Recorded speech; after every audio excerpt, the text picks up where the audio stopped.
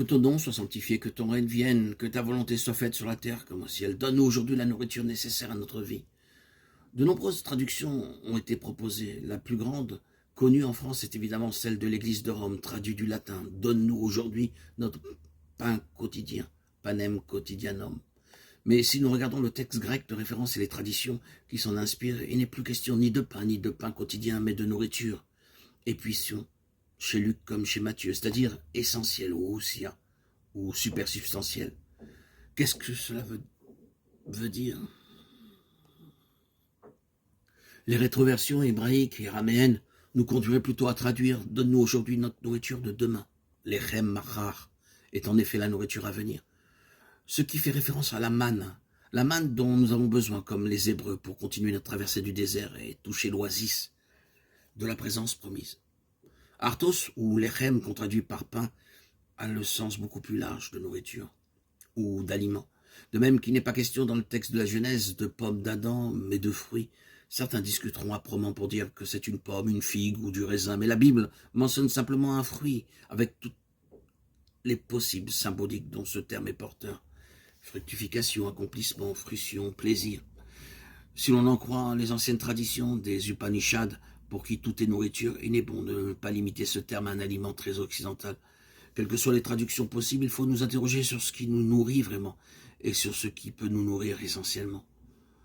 On doit également se demander quelle était la faim, le désir de Yeshua lui-même.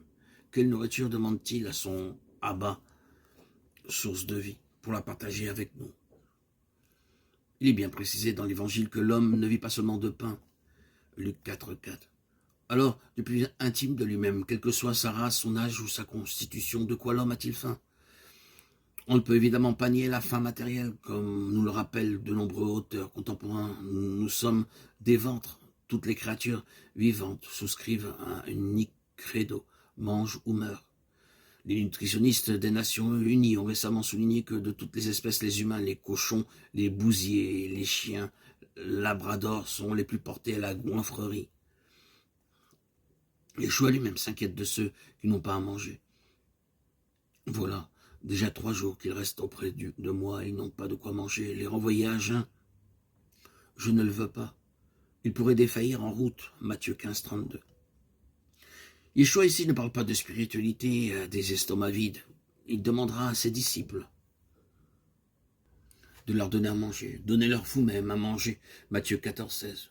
Ou en d'autres termes, ce que vous me demandez à moi ou à Dieu, faites-le vous-même.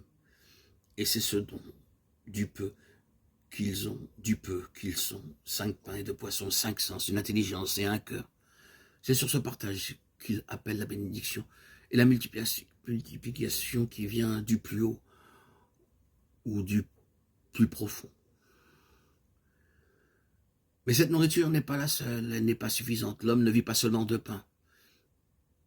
Il a d'autres fins à nourrir, faim de tendresse et de reconnaissance, faim de vérité, faim émotionnelle, affective, intellectuelle. Il n'est pas qu'un ventre, mais aussi un cœur et une intelligence. Certains ont le ventre plein, mais meurent de faim dans d'autres domaines. L'homme a faim d'amour, de poésie, de beauté, de connaissance, mais ce ne sont peut-être pas encore ces faim-là que Yeshua demande à Dieu de nourrir, car elles ne nourrissent que l'homme mortel, elles ne font qu'engraisser son futur cadavre. Elles ne nourrissent pas en lui la vie éternelle, le « je suis » essentiel. Yeshua dit à ce propos des paroles étonnantes. Travaillez non pour la nourriture périssable, mais pour la nourriture qui nourrit en vous la vie éternelle, celle que vous donne le Fils de l'homme. Jean 6, 27.